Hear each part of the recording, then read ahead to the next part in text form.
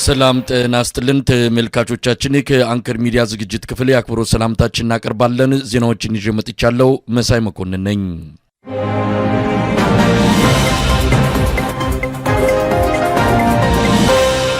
የዩኒቨርሲቲ ተማሪዎች ተቃውሞ በቀጠለበት በዚህ ሰሞን የአብይ አህመድ ታጣቂዎች ሁለት ተማሪዎችን መግደላቸው ተገለጸ። ዛሬም በበርካታ ዩኒቨርሲቲዎች ተቃውሞ እየተካሄደ ነው። በተማሪዎች የሚነሱት ጥያቄዎች ወደ አጠቃላይ የነጻነትና የፍትህ መከበር ጉዳይ መሻገሩ ተመልክቷል። የደባርቅ ዩኒቨርሲቲ ተማሪዎች ለኢትዮጵያን ሕዝብ ጥሪ አድርጓል። በሁሉም የህብረተሰብ ክፍሎች እየተካሄደ ያለው ህዝባዊ እምቢተኝነትም ተጠናክሮ እንደቀጠለ ነው። በባሌ ዞን ትምህርት ቤቶች ተዘግተው ተማሪዎች አደባባይ በመውጣት ለመምህራኖቻቸው ያላቸውን ድጋፍ ማሳየታቸው ታውቋል። በከባድ ተሽከርካሪ ሹፌሮች የተጀመረው አድማም ሞጆ ላይ ለሶስተኛ ቀን ቀጥሏል። ለኮቴ ክፈሉ ተብለው እንዳይንቀሳቀሱ የተደረጉት በመቶዎች የሚቆጠሩ ከባድ ተሽከርካሪ ሹፌሮች አንከፍልም ብለው አድማቸውን ቀጥለዋል። በሲዳማ ዞን አሁንም በርካታ ወረዳዎች ትምህርት ቤቶች የመማር ማስተማር ሂደቱን አልጀመሩም። በሃዲያ ዞን የመንግስት ሰራተኞች የጀመሩትን የተቃውሞ እንቅስቃሴ አጠናክረው ለመቀጠል እየመከሩ መሆናቸውን በደረሰን መረጃ ላይ ተመልክቷል። በኦሮሚያ ክልል በሚገኙ ዩኒቨርሲቲዎች መነሻ ሆኖ የተጀመረው የዩኒቨርሲቲ ተማሪዎች ተቃውሞ ወደ አማራ ክልል መግባቱን ተከትሎ የአብይ አህመድ ታጣቂዎች የኃይል እርምጃ ወስደዋል። በደባርቅ፣ በደብረ ታቦር፣ በባህር ዳር ዩኒቨርሲቲዎች ተቃውሞ የተጀመረ ሲሆን በጎንደር፣ በደብረ ማርቆስ፣ በወሎና በሌሎች በአማራ ክልል በሚገኙ ዩኒቨርሲቲዎች ተቃውሞ ለመጀመር እንቅስቃሴዎች እየታዩ ነው። ወረቀቶች ተበትነዋል። በታንክ የታጀበው የአብይ አህመድ ሰራዊት በአንዳንድ ዩኒቨርሲቲዎች ዘልቆ በመግባት ተማሪዎችን እያስፈራራ እንዳለም ከደረሰን መረጃ ለማወቅ ተችሏል። የአብይ አህመድ ታጣቂዎች በደባርቅ ዩኒቨርሲቲ ለተነሳው የተማሪዎች ተቃውሞ ምላሻቸው ጥይት ሆኖ ሁለት ተማሪዎችን መግደላቸው ታውቋል። በርካታ ተማሪዎች መቁሰላቸውም ተገልጿል። ታፍነው የተወሰዱ እንዳሉም ከስፍራው በደረሰን መረጃ ላይ ተመልክቷል። በአማራ ክልል የሚገኙ አብዛኞቹ ዩኒቨርሲቲዎች የአብይ አህመድ ሰራዊት ወታደራዊ ማዘዣ ጣቢያ ካደረጋቸው 2 ዓመት እንደሆነው በመጥቀስ ተማሪዎች ለተቃውሞ እንዳይወጡ እዚያው በግቢያቸው ውስጥ በታንክና በዙ 23 በመክበብ ከፍተኛ አፈና እየተፈጸመባቸው እንዳለም ለማወቅ ተችሏል። ይህ በእንዲህ እንዳለ የተለያዩ ጥያቄዎችን በተለይም የደሞዝን ጉዳይ ዋና አጀንዳ ሆኖ በበርካታ አካባቢዎች የተጀመረው ህዝባዊ ተቃውሞ በዚህ ሳምንትም ተጠናክሮ እንደቀጠለ ነው። በባሌ ምስራቃዊ ዞን ሁሉም የአንደኛና ሁለተኛ ደረጃ ትምህርት ቤቶች ተዘግተው ተማሪዎች ለመምህራኖቻቸው ያላቸውን ድጋፍ አደባባይ ወጥተው አሳይተዋል። በሃዲያም ከዚህ ቀደም መምህራኖቻችን ይመለሱ፣ እነሱ እየተራቡ እኛ መማር አንችልም በሚል ተማሪዎች የተቃውሞ ትዕይንት ማድረጋቸውን በዚህ ሰሞንም መቀጠላቸውን ነው የደረሰን መረጃ የሚያመለክተው። የመምህራን ተቃውሞ ያዝለቀቅ ያደረገው በዚህ ሳምንትም እየተካሄደ ነው። በሲዳማ፣ በስልጤ፣ በሃዲያ፣ በጋምቤላ፣ በቤኒሻንጉል ጉሙዝ፣ በኦሮሚያ ክልሎች መምህራን አንድ አይነት ድምጽ እያሰሙ ነው። ይህ በእንዲህ እንዳለም የአብይ አህመድ አገዛዝ ትምህርት ቤቶችና ከፍተኛ ተቋማት ከሚያዝያ 5 በፊት የዘንድሮውን ትምህርት እንዲያጠናቅቁና የ2018 የትምህርት ዘመንን እንዲዘጉት ውስጣዊ መመሪያ ማስተላለፉ ታውቋል። አንዳንድ የክልል ምክር ቤቶች ከወዲሁ ውሳኔውን ያለ ውይይት ተቀብለው ተግባራዊ ያደረጉ ሲሆን ለየትምህርት ቤቶቹ ትዕዛዝ ማስተላለፋቸውንም ያገኘነው መረጃ ያመለክታል። የ2018 ምርጫ ከመካሄዱ 6 ሳምንት በፊት ተማሪዎች ወደ የቤታቸው እንዲሄዱና ምንም አይነት የተቃውሞ እንቅስቃሴ እንዳይደረግ ከፍተኛ ዝግጅት ላይ የሚገኘው የአብይ አህመድ አገዛዝ ህዝባዊ ተቃውሞ ከምርጫው አስቀድሞ ይቀሰቀሳል የሚል ስጋት እንዳለው ከምንጮች መረጃ ለማወቅ ተችሏል።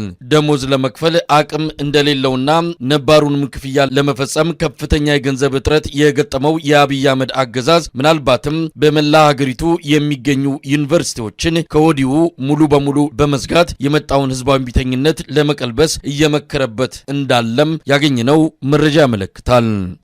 ዘግይቶ በደረሰን ዜናም በማዕከላዊ ኢትዮጵያ ክልል ሀዲያ ዞን ጎንቦራ ወረዳ ህዝቡ አደባባይ ወጥቶ ተቃውሞውን እየገለጸ ነው። የደሞዝ ጥያቄን አንስታቸዋል፣ ተቃውሞ ማሰምታቸዋል የተባሉ ሰራተኞች ላይ የአገዛዙ ታጣቂዎች ጥቃት የከፈቱ ሲሆን በወረዳው ፖሊስ አዛዥ አማካይነት የእስር ትዕዛዝ መውጣቱን ተከትሎም ህዝቡ ከፍተኛ ቁጣውን እያሰማ እንዳለ ነው በደረሰን መረጃ ላይ የተመለከተው።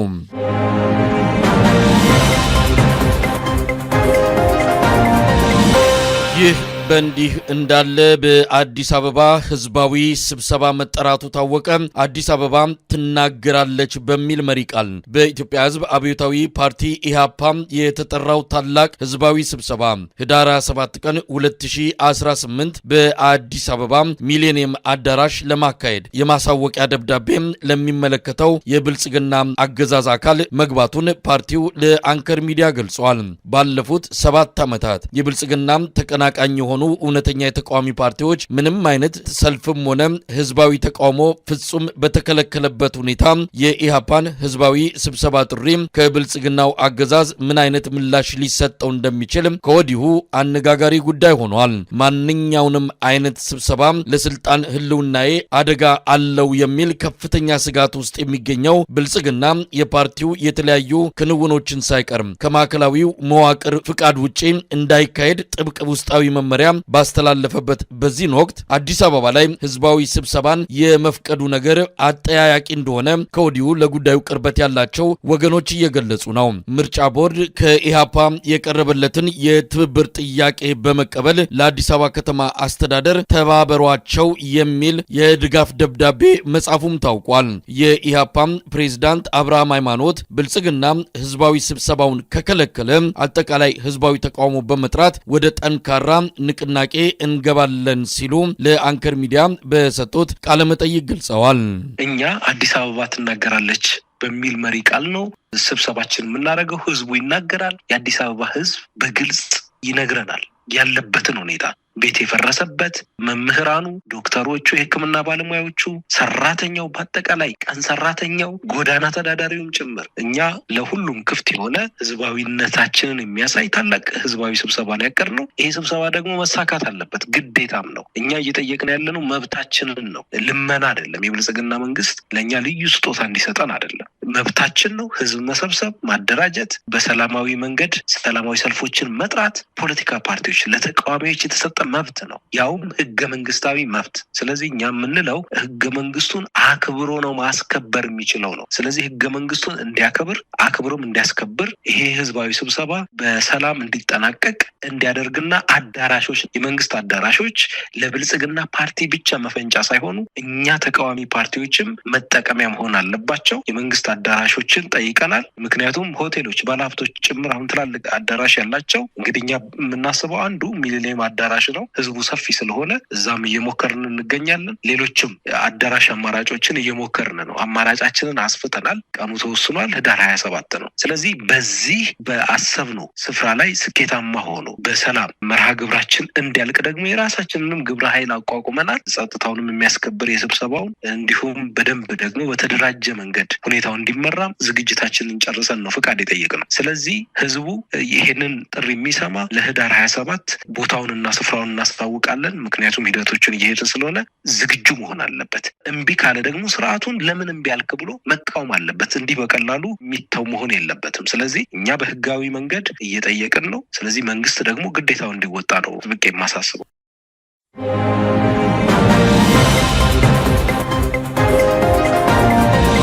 በአማራ ክልል ህዝባዊ ተጋድሎ በአራቱም ቀጠናዎች ተጠናክሮ ቀጥሏል። ባለፉት 2 ቀናት የአብይ አህመድ ሰራዊት በከፍተኛ ቁጥር ወደ ፋኖ መንደር እየኮበለለ መሆኑን ያገኘናቸው መረጃዎች ያመለክታሉ። ሰሜን ሸዋ ላይ ሁለቱ የፋኖ አደረጃጀቶች የአማራ ፋኖ ብሔራዊ ኃይል አፋባህና የአማራ ፋኖ ህዝባዊ ድርጅት አፋሃድ የተቀናጀ ጥቃት በአብይ አህመድ ሰራዊት ላይ በመፈጸም ከፍተኛ ኪሳራ ማድረሳቸው ታውቋል። በጎንደር በተለያዩ አካባቢዎች ሰሞኑን በተካሄዱት የማጥቃት ተልእኮዎች በርካታ የአገዛዙ ሰራዊት አባላት ሙት፣ ቁስለኛና ምርኮኛ መሆናቸውን ያገኘነው መረጃ ያመለክታል። የአብይ አህመድ አገዛዝ በተተኳሽ ጥይቶችና በእግረኛ ወታደር ከፍተኛ እጥረት እንደገጠመውና መደበኛ ውጊያዎችን ለማድረግ የሚያስችል ሙሉ አቅም እንደሌለው ወታደራዊ አዛዦቹ በር ዘግተው እየመከሩ ሲሆን የአማራ ክልሉን ጦርነት ከዚህ በላይ መቀጠል አጠቃላይ ሽንፈትንና ውድቀትን የሚያስከትል እንደሆነ ድምዳሜ ላይ መድረሳቸውም እየተነገረ ነው። ባህር በር እናመጣለን፣ አሰብን እናስመልሳለን የሚለው የአብይ አህመድ አገዛዝ ቅስቀሳ ቀዝቀዝ ያለበትም አንዱ ምክንያት ወታደራዊ ቁመናው እየተዳከመ ከመምጣቱ ጋር የተያዘ እንደሆነ የሚገልጹት ለጉዳዩ ቅርበት ያላቸው ወገኖች ከቅርብ ጊዜ ወዲህ የኃይል ፉከራውም እየበረደ ከኤርትራ ጋር አሸማግሎን የሚል ጥሪ ከብልጽግና መንደር እየተሰማ መምጣቱንም ጠቁመዋል። ይህ በእንዲህ እንዳለ በእንግሊዙ የዜና ማሰራጫ ኮርፖሬሽን ቢቢሲ የተሰራጨውና በአማራ ክልል በአብይ አህመድ ሰራዊት እየተፈጸመ ያለውን የአስገድዶ መድፈር ጥቃት በተመለከተ ዓለም አቀፍ ጫና በአብይ አህመድ አገዛዝ ላይ እንዲደረግ ጥሪ እየቀረበ ነው። ጉዳዩ በአማራ ክልል ያለውን የተደበቀ ወንጀል ያጋለጠ በመሆኑ ዓለም ትኩረት እንዲሰጠው እያደረገ እንዳለም ተመልክቷል። ከ2600 በላይ ሴቶች ከ8 ዓመት እስከ 62 ዓመት የሚደርሱ የአማራ ተወላጆች በአብይ አህመድ ወታደሮች በደቦ አስገድዶ መድፈር ጥቃት እንደተፈጸመባቸው የሚያጋልጠው የቢቢሲ የሰሞኑ ሪፖርት በመንግስታቱ ድርጅትም ሆነ በዓለም አቀፍ ተቋማት ትኩረት የሚሰጠው እንደሚሆን እየተነገረ ነው። የአማራ ፋኖ ህዝባዊ ድርጅት አፋሕድ ለተባበሩት መንግስታት ድርጅት አስቸኳይ ጥሪ አቅርቧል። ጥቃቱ የዘር ማጥፋት በመሆኑ ድርጅቱ አፋጣኝ ምላሽ በመስጠት ለአማራ ህዝብ በቶሎ እንዲደርስ ነው አፋሕድ ጥሪ ያደረገው። የአማራ ፋኖ ህዝባዊ ድርጅት አፋሕድ ምክትል የህዝብ ግንኙነት ኃላፊ ሻለቃ አበበ ሙላት የተባበሩት መንግስታት ድርጅት ገለልተኛ አካል በማቋቋም በባለሙያዎች የታገዘ መርማሪ ቡድን ወደ አማራ ክልል እንዲልክ ጥሪ መደረጉን አስታውቋል። አማራ ከመንግስታዊ የጅምላ ጭፍጨፋ ራሱን ለመከላከል እንደ ህዝብ ወደ ትጥቅ ትግል ከገባበት 2015 ዓ.ም አንስቶ ያስገድዶ መድፈር ወንጀሎች የተፈጸመባቸው ህፃናትና ሴቶች በ10 ሺዎች የሚቆጠሩ ናቸው። እነዚህ ጥቃቶች ሙሉ ለሙሉ በሚባል ደረጃ የተፈጸሙት በገጠራማ አካባቢዎች ወይም አነስተኛ ከተሞች በመሆኑ የሕክምና ተቋማት በአቅራቢያ ስለሌሉ አብዛኛዎቹ ወንጀሎች ተሸፋፍነው ይገኛሉ። ሆኖም አመቺ ሁኔታ ከተፈጠረ ብዙዎቹ ተሸፋፍነው እንደማይቀሩ በጉዳዩ ዙሪያ ጥናት ያደረጉ አካላት አረጋግጠዋል። ስለዚህም እንዲህ አይነቱ አጸያፊ ወንጀል በጅምላ ሲፈጸም የዓለም አቀፉ ማህበረሰብ በዝምታ ፈጽሞ ሊያየው የሚችልበት አግባብ የሌለ መሆኑን በተባበሩት መንግስታት ዩናይትድ ኔሽን የበላይነት ገለልተኛ የምርመራ ቡድን ተቋቁሞ የሚከተሉትን እርምጃዎች እንዲወሰዱ እንጠይቃለን። በአማራ ክልል ባለው ጦርነት የተፈጸሙ የጾታ ጥቃቶች፣ አንደኛ፣ በአማራ ክልል ባለው ጦርነት የተፈጸሙ የጾታ ጥቃቶችን የሚመረምር የባለሙያዎች ቡድን በተባበሩት መንግስታት አስተባባሪነት ከተለያዩ ባለድርሻ አካላት ተውጣጥቶ እንዲቋቋም።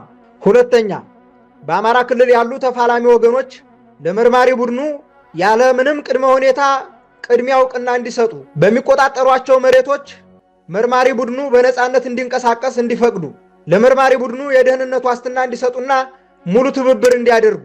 ሶስተኛ፣ መርማሪ ቡድኑ በሚያወጣው የመጨረሻ ሪፖርት መሰረት ተጠያቂዎች ለፍርድ እንዲቀርቡ።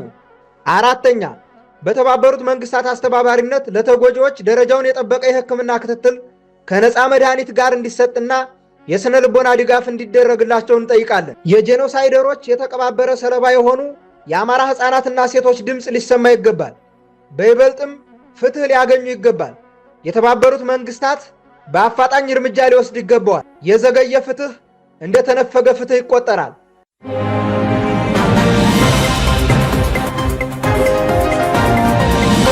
በኢትዮጵያ ኦርቶዶክስ ተዋሕዶ ቤተክርስቲያን እምነት ተከታዮች ላይ የሚደርሰው ጥቃት እንደቀጠለ ነው። በአርሲ በሺዎች የሚቆጠሩ የቤተክርስቲያኒቱ አማኞች መሰደዳቸውንና መታፈናቸው እየተገለጸ ባለበት በዚህን ወቅት በሐረርጌ የተለያዩ ወረዳዎች ኦርቶዶክሳውያን ላይ ያነጣጠረ ጥቃት እየተፈጸመ መሆኑን ለአንከር ሚዲያ የሚደርሱ መረጃዎች አመልክተዋል። ራቅ ባሉ የሐረርጌ ሁለቱም ዞኖች ውስጥ ባሉ ወረዳዎች የኦርቶዶክስ እምነት ተከታዮች እየታሰሩ እየተገደሉና እየተሰደዱ መሆናቸውን ከደረሰን መረጃ ለማወቅ ተችሏል።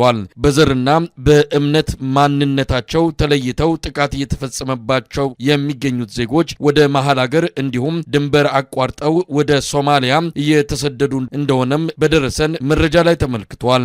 ይህ በእንዲህ እንዳለ የኢትዮጵያ ኦርቶዶክስ ተዋሕዶ ቤተክርስቲያን በምስራቅ አርሲ እየተፈጸመ ባለው ግድያ ላይ መግለጫ እንድታወጣ በብልጽግናው አገዛዝ በኩል ጫና እየተደረገባት እንደሆነ ታውቋል። ባለፈው ሳምንት ሰኞ የኢትዮጵያ የሃይማኖት ተቋማት ጉባኤ ያወጣውን መግለጫ የሚያጠናክር አቋም እንድታንጸባርቅ በኦሮሚያ ክልል የጸጥታ አመራሮችና በፌዴራሉ የሰላም ሚኒስቴር አማካይነት ግፊት እየተደረገባት መሆኑን አንከር ሚዲያ ያገኘው መረጃ ያመለክታል። ዓለም አቀፍ ድምጾች እየበረከቱና በአርሲው ግድያ የአብይ አህመድ አገዛዝ ኃላፊነቱን እንዲወስድ የሚጠይቁ ጫናዎች እየተደረጉ ባለበት በዚህ ወቅት የኢትዮጵያ ኦርቶዶክስ ተዋሕዶ ቤተክርስቲያን የአርሲው ግድያ በሃይማኖትም ሆነ በብሔር ላይ ያነጣጠረ አይደለም የሚል አቋም ያለበት መግለጫ እንድታወጣ የሚደረገው ግፊትም በተጠናከረ መልኩ እየተካሄደ እንዳለ ከቤተ ክህነት የአንከር ሚዲያ ምንጮች ያደረሱን መረጃ ያመለክታል። የባለፈው ሳምንት የሃይማኖት ተቋማት ጉባኤ አነጋጋሪ የተባለው መግለጫ በአገዛዙ ላይ የበለጠ ተቃውሞ እንዲፈጠር ማድረጉን ተከትሎ የአብይ አህመድ አገዛዝ ቤተ ክርስቲያኒቱ አቋም በመያዝ ተመሳሳይ መግለጫ ማውጣቷ የብልጽግናውን አገዛዝ ሸክም ያቃልለዋል በማለት ጫናውን ማጠናከራቸውን ነው ለማወቅ የተቻለው።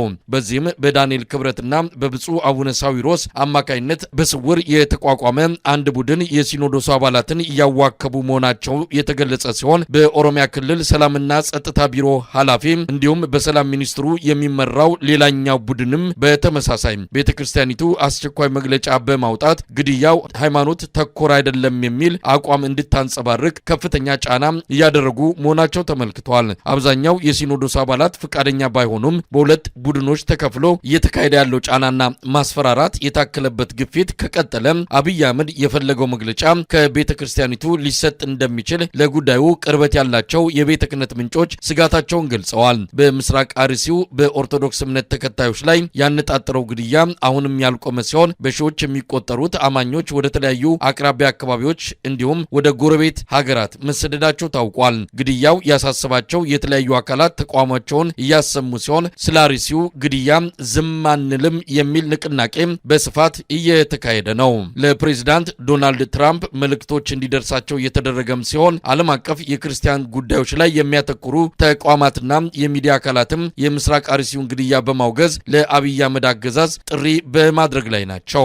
ይህ በእንዲህ እንዳለ አብይ አህመድ የኢትዮጵያ ኦርቶዶክስ ተዋሕዶ ቤተክርስቲያንን በተለያዩ አቅጣጫዎች ለማዳከም የጀመረው ዘመቻ ተጠናክሮ መቀጠሉ ተገለጸ።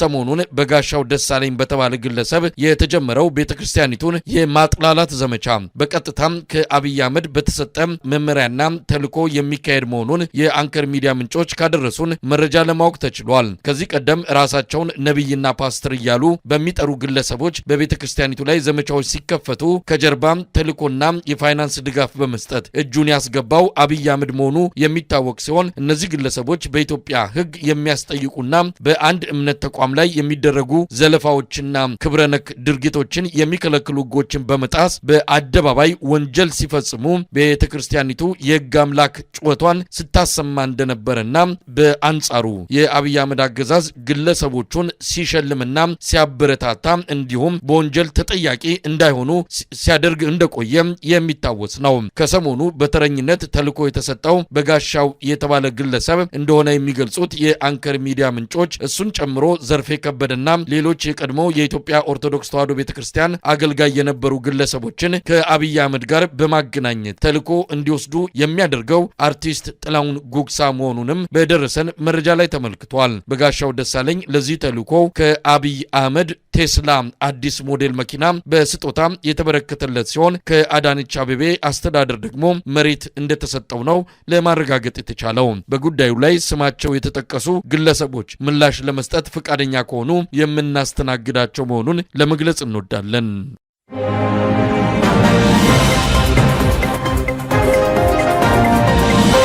በመጨረሻም በስዊዘርላንድ ጄኔቫ አርብ ዕለት ትዕይንተ ህዝብ መካሄዱ ተገለጸ። በመንግስታቱ ድርጅት ዋናው መስሪያ ቤት ደጃፍ ኢትዮጵያውያን ተሰባስበው በአማራ ህዝብ ላይ እየተፈጸመ ያለው መጠነ ሰፊ ጥቃት እንዲቆም በከፍተኛ ቁጣ መልእክት ማስተላለፋቸውን ለማወቅ ተችሏል። ከተለያዩ የስዊዘርላንድ ከተሞች የተሰባሰቡት ኢትዮጵያውያን በተለይም ሰሞኑን ቢቢሲ ያወጣውን አስደንጋጭ ሪፖርት በመጥቀስ ዓለም አቀፉ ማህበረሰብ ለአማራ ህዝብ እንዲደርስለት ጥሪ አድርገዋል።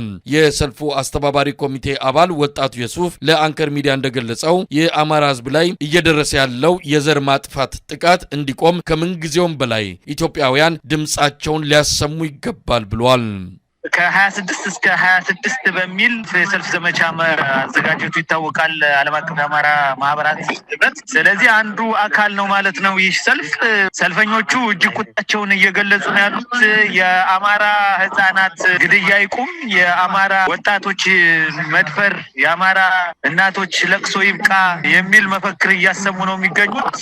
ብልጽግና እጅግ አውዳሚና ዘር ጨፍጫፊ ስርዓት መሆኑን እየገለጽን ያለ ነው። እኛ የወጣ ነው ከዛ ማህበረሰብ ከዛ የኢትዮጵያ ማህበረሰብ ወጥተናል። ሁሉም ህብረተሰብ ሁሉም ሰው ድጋፉን ማሳየት አለበት። እንዲህ አይነት ሰልፎች ሲደረጉ ዝም ብሎ ብርድ ልብስ አቅፎ መቀመጥ ተገቢ አይደለም። ይሄንን ለሁሉም ማህበረሰብ የትኛውን ቦታ ለሚገኝ ማህበረሰብ ማስተላለፍ እንፈልጋለን። ህፃናት ተደፈሩ ሲባል ህፃናት ተጫወቱ የሚመስለው ሰው አለ። እንግዲህ ቤት ቁጭ ብሎ በሞቀ አየር በሞቀ ቴምፕሬቸር ምንፋስ ሳይመታው ምን ሳይለው ቁጭ ብሎ ለሚቀመጠው ማህበረሰብ መልእክታችን እናስተላልፋለን። ትክክል አይደለም። ይህንን ዘረኛ ስርዓት፣ ይህንን ጨፍጫፊ ስርዓት፣ ይህንን ህፃናት ገዳይ ስርዓት፣ ይህንን አዛውንት ገዳይ ስርዓት እየተቃወምን ያለ ነው። እኛን እንደው መጥቶ ማገዝ እንግዲህ በፋይናንስም ይሁን በምንም ይሁን ማገዝ ይችላል። ያሰው መምጣት እንኳን ባይችል ሰላማዊ ሰልፉ ላይ እንደዚህ ትብብሩን ማሳየት አለበት። ይህ ስርዓት እስካልተወገደ ድረስ የህፃናቶች ሞት ይቀጥላል፣ የእርስ በርስ ጦርነት ይቀጥላል፣ የዘር ፍጅት ይቀጥላል። ኢትዮጵያም እንደ ሀገር ታሰጋለች ይህ ስርዓት እያለ። ስለዚህ ይህን ስርዓት አጥብቆ መቃወም ያሻልና በየትኛውም ቦታ የምትገኙ እህት ወንድሞቻችን አማራውያን፣ ኢትዮጵያውያን ነቅታችሁ ይህንን ስርዓት መቃወም አለባችሁ። በየትኛውም በምናደርገው ትግል ብሮነታችሁ ልታሳዩን ይገባል የሚል መልእክት ነው ማስተላለፍ የምፈልገው። በሰልፉ ላይ የተገኙትና በአማራ ህዝብ የሉና ተጋድሎ ታላቅ መስዋዕትነት የከፈለው ፋኖ ኪሩቤል እናትም ለዓለም አቀፉ ማህበረሰብ ጥሪ ያደረጉት ስዊዘርላንድ ጄኔቫ በተካሄደው የተቃውሞ ትዕይንት ነው።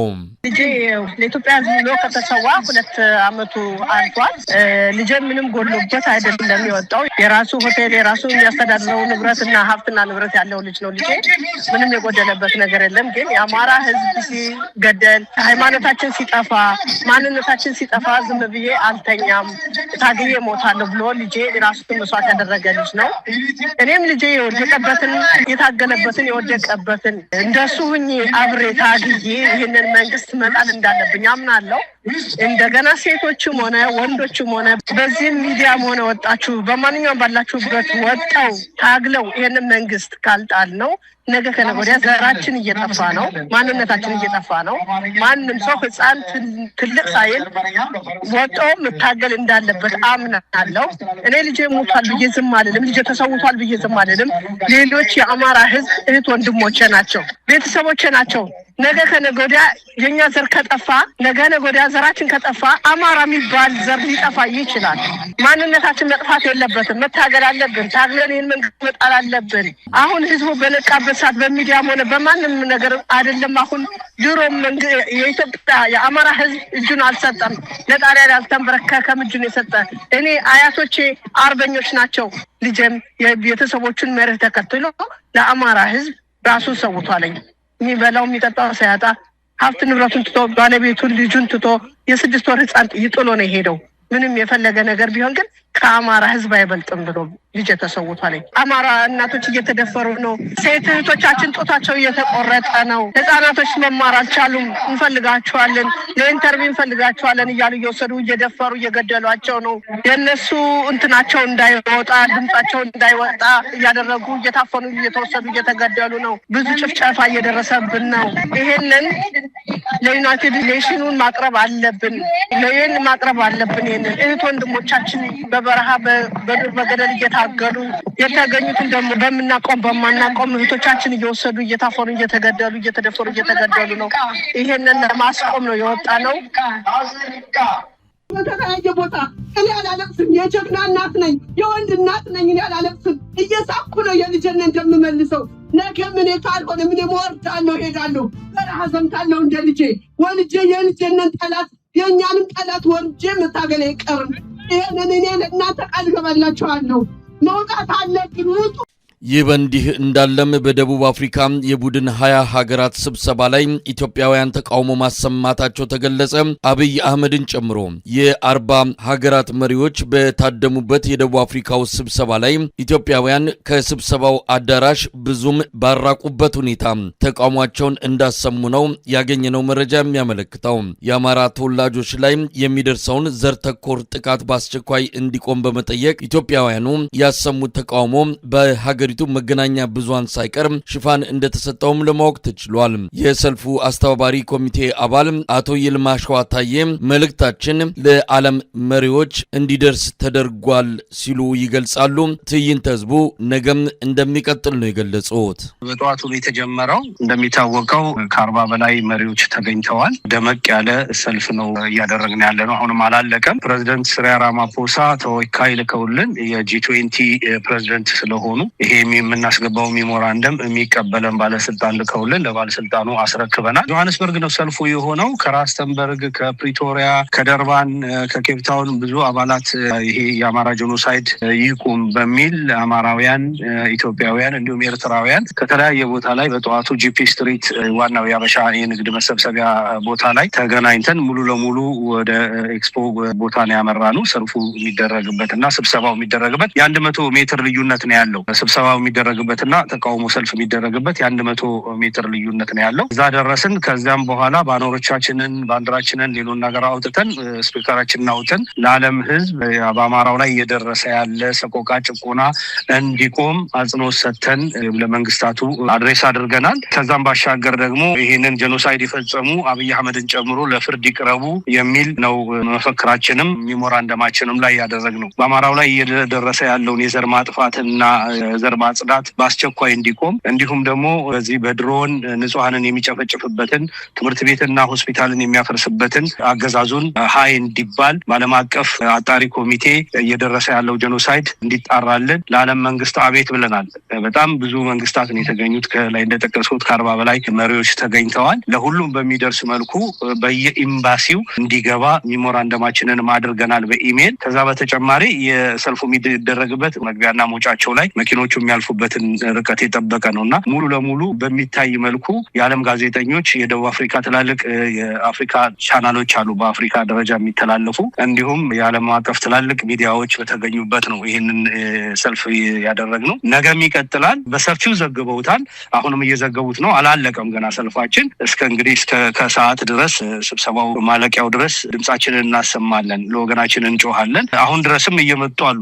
ይሄንን እየሰሙ ከታውን ከተለያየ ቦታ እየነዱ የሚመጡ አማሮች ትውልደ ኢትዮጵያውያን አሉ እና እንግዲህ ጠርቀም ብለን የበለጠ ቁጥራችን ሰፍቶ በነገውም ዕለት ደግሞ ጆይንት ቬንቸር ፈጥረን ከደቡብ አፍሪካ የሰብአዊ መብት ለሚጮሁ ድርጅቶች አሉ ከነሱም ጋር ተነጋግረናል። በጋራ ድምጻችንን ለማሰማት የአማራ ጄኖሳይድ ይብቃ፣ ይሄን ያደረገው አብይ አህመድ ለፍርድ ይቅረብ የሚል ነገር ነው እያነሳን ያለ ነው። ፕሬዝዳንቱ እናችንን ተቀብለው ተወካይ ልከውልን ነው በተወካዩ መሰረት ሜሞራንደማችንን የገባው።